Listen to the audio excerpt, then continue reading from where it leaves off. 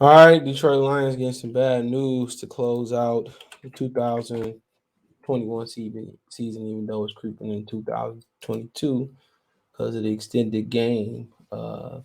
They will be without offensive tackles. It looks like they may be without offensive tackles, Penei, Sewell, and Taylor Decker if they don't get out of quarantine. Now they changed the quarantine rules, but I think it might be a chance and they may be able to play Sunday. But since Detroit Lions place offensive tackles Penei Sewell, Taylor Decker on reserve, COVID list, check out Detroit Lions Talk playlist, thumbs up the video, share the video, subscribe to the channel. If if you want to continue to support and donate to the channel, since Detroit Lions play starting offensive tackle Penei Sewell and Taylor Decker on reserve COVID-19 list Monday, and both could return Sunday season to both could return for Sunday season finale against the Green Bay Packers. Lions coach Dan Campbell said he's prepared as if neither will be in the lineup. Quote Taylor, if he's able to go, he'll be good. Campbell said mentally he'll be on it. He'll be doing the virtual meetings. He's played a lot of football, so I think he'll be ready to go. I think Sewell can handle it too, as long as they're physically ready and back from COVID, so it's doable. The Lions lost starting receiver Josh Reynolds to COVID last Monday, but went into the week believing he would play on Sunday's 51-29 loss against Seattle.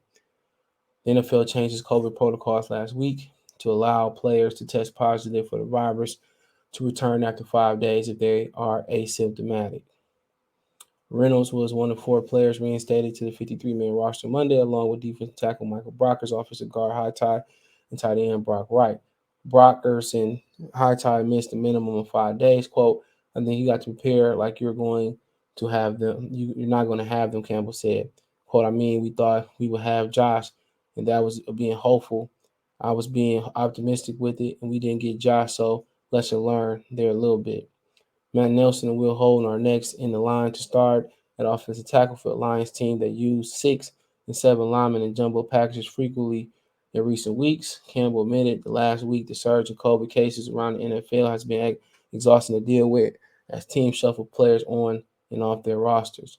The Lions' lost 7 defensive backs to COVID in an 8-day span last month when players had to quarantine for 10 days after positive tests, and more recently, they've dealt with losses on the offensive side of the ball, including quarterback Jared Goff and starting receiver Josh Reynolds and Khalil Raymond. Unvaccinated players undergo daily testing, COVID testing, while the league is primarily relying on vaccinated players to self-report symptoms. Campbell said players have to make a tough decision knowing they could miss a game if they test positive, but not wanting to endanger their teammates and teammates' families by concealing an illness.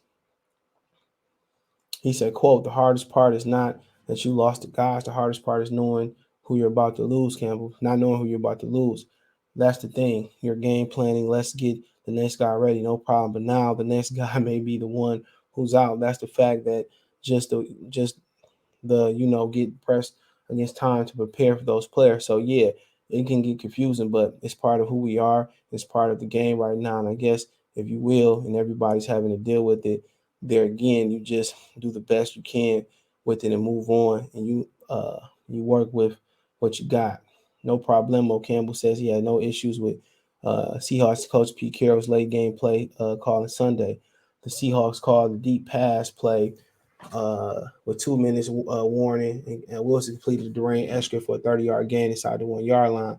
Seattle led by 22 points at the time and needed a first down to run out the clock. Wilson playing perhaps his final home game as Seahawks took two kneel down snaps from the one. Quote, the way I look at it is this: if you don't like it, you better stop it then, Campbell said. And Campbell, and hey, man, kudos. And to be honest with you, if they would have run it at the end, I wouldn't have a problem with that either. It's up to us to stop them.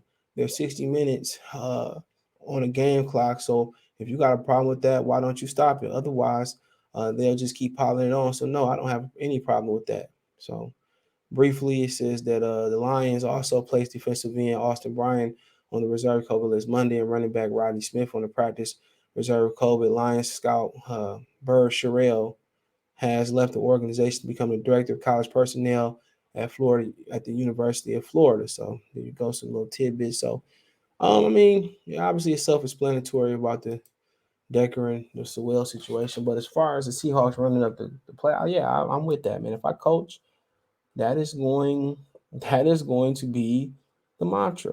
It's 60 minutes. We preach the 60 minutes, play the game through, play through the game and that, and the third. I have a problem. If you don't like it, stop it. And that would pretty much would be my thing. That would be my speaking points to the players. And I agree with Dan Campbell. Can't bitch complain about stuff running up the store. That look weak. Stop them. Get better. Next time you see them, you run up the score on them. You got to think about that for a minute. So yeah, that's other mushy stuff about they run the score up, this, that, and third. In little league, that's why you create fetal adults, potential adults. You know, that's why you create them. We got to create strong young people, women and men. Stop it. Got to get better next time. You know, Mason snoring. But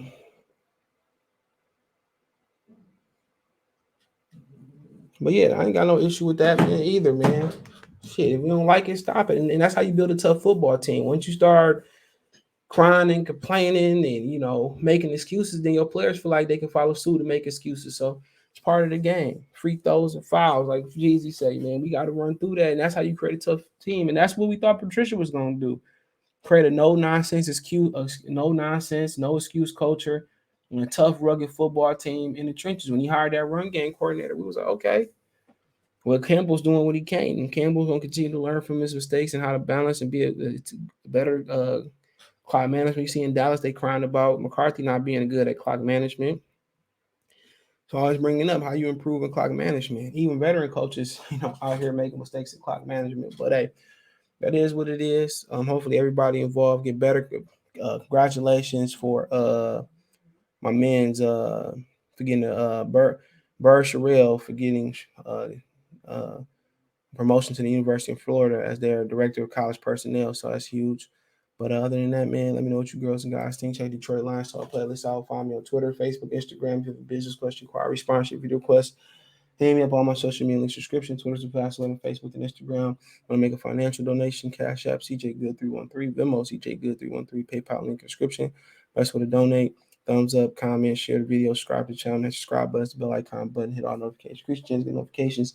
Appreciate the love, support. Don't forget to check out my main channel right here on YouTube, Goodfellas Sports TV, for more sports, music, news, and entertainment. Appreciate the love, support. Let me know in the comment section.